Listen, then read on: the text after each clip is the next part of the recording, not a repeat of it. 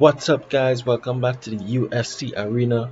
UFC 262 is coming up next. Michael Chandler versus Charles Oliveira. That's a very intriguing fight, so let's talk about it a little bit. On one end, we have Charles Oliveira, tall, rangy grappler, submissions for days, excellent striking. His striking has come a long way, and now he's a very dangerous striker on the feet. He has some vicious Muay Thai striking. His grappling has always been a problem for people. He has the most submissions in UFC history with 14 submissions.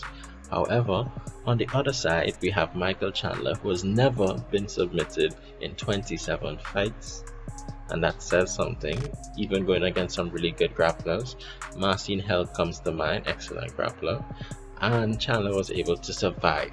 So, Chandler is also very powerful. He has power in both hands. He knocked out Hooker with his left hand, and he's knocked out many other fighters with his right hand. Definitely one of the most powerful fighters in this lightweight division, and a significant part of what makes him so powerful is his speed. Michael Chandler has some lightning quick reflexes. He has a lot of fast twitch muscle, and when he throws that right hand, it gets to the target very quickly, and this could pose a lot of danger for Charles Oliveira. One of Oliveira's biggest strengths is his jiu-jitsu and his submission threat from anywhere. This guy doesn't just have one submission that he goes to. No, so this guy has every single submission in the book, and he will go to whatever is available. He will take your arm, he will take your neck, and he will take your leg. He does not discriminate. Like if you just go through the list of submissions that Oliveira has: rear naked choke, triangle armbar, rear naked choke, anaconda choke, rear naked choke, armbar, rear naked choke, knee bar, calf slicer, anaconda choke, triangle choke, rear naked choke, anaconda, guillotine, and the list goes on and on. However, Chandler is a powerful wrestler with excellent submission defense. Oliveira most likely isn't going to be able to take down Chandler. Chandler is not going to take down Oliveira. So if the fight does go to the ground, I believe that it would be because someone got dropped. And I think if Chandler drops Oliveira, he's not going to follow him to the ground. He's going to let him get back up unless he's absolutely sure that he's really hurt. An interesting thing to note though is Oliveira has been beaten on the ground before. He was submitted by Jim Miller via knee bar. He was submitted by Ricardo Lamas in a guillotine. He was submitted by Anthony Pettis also with a guillotine. And he was taken down by Paul Felder and smashed on the ground with some of the most vicious elbows I've ever seen, and he lost that one as well. So Oliveira is not undefeated on the ground, he's not invincible on the ground, but all those people who beat Oliveira on the ground, let's just say that's a large feather in their cap, and that's not the norm. Those are outliers. I would say there's a slight possibility that Chandler is able to get Oliveira down and land some vicious ground and pound and finish him on the ground. Possible, yes. I would say it's more likely that if the fight goes to the ground, Chandler will be doing everything in his power to get back up. He would have gotten caught on the feet, tried to shoot, and then his neck would probably be trapped in a guillotine, or Oliveira might get his back or something like that. So in a similar vein, on the feet, I think Michael Chandler is more likely to knock out Charles Oliveira.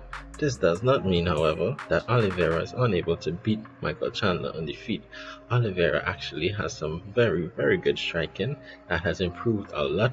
His Muay Thai is vicious and he's very creative. He's not afraid out there, which is something that could be a blessing and a curse. Because when you're not afraid, that's when your creative juices start to flow. We saw him throwing a Superman elbow. We saw him throwing a jumping front kick up the middle. He's not afraid to get creative. He would throw wheel kicks, he would throw flying knees. And you know, that kind of recklessness works out great sometimes, and then other times it doesn't work out so great. And that's very dangerous against Michael Chandler, who has one punch knockout power. They both have the ability to finish each other on the feet, which is why this fight is so intriguing and so hard to predict. So they may cancel each other out on the ground, they may cancel each other out on the feet. So now let's look into their cardio. Now admittedly, I haven't watched as many Michael Chandler fights as I have Charles Oliveira fights. But from what I've seen of Chandler, he seems to have pretty decent cardio and he doesn't seem to have an issue going 5 rounds.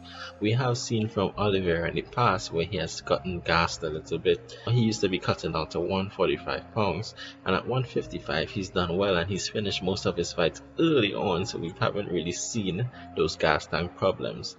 But just going off the little that I have seen, I think that Chandler may have the advantage here the longer the fight goes. Ultimately, I'm gonna go with Michael Chandler in this fight for a few reasons.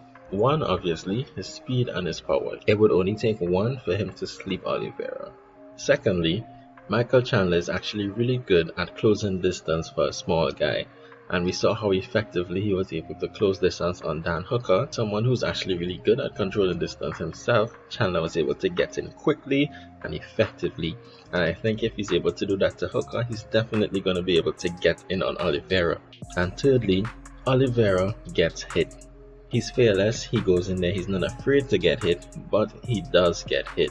Kevin Lee was able to land several solid blows on Charles Oliveira, and I feel like if Michael Chandler landed those same punches, it would be night-night for Oliveira. While Oliveira does have a lot of ways to win, he can win on the feet, he can win on the ground. If he hurts Chandler on the feet and Chandler gives up his neck, that'll be the end of it for Chandler as well. But let's put it this way, I think it's harder for Oliveira to beat Chandler than it would be for Chandler to beat Oliveira. So yeah, that's it. I'll go with Michael Chandler, and I'll say second or third round knockout. Anyway guys, that's the end of this video. If you enjoyed my content, please remember to like, please remember to subscribe.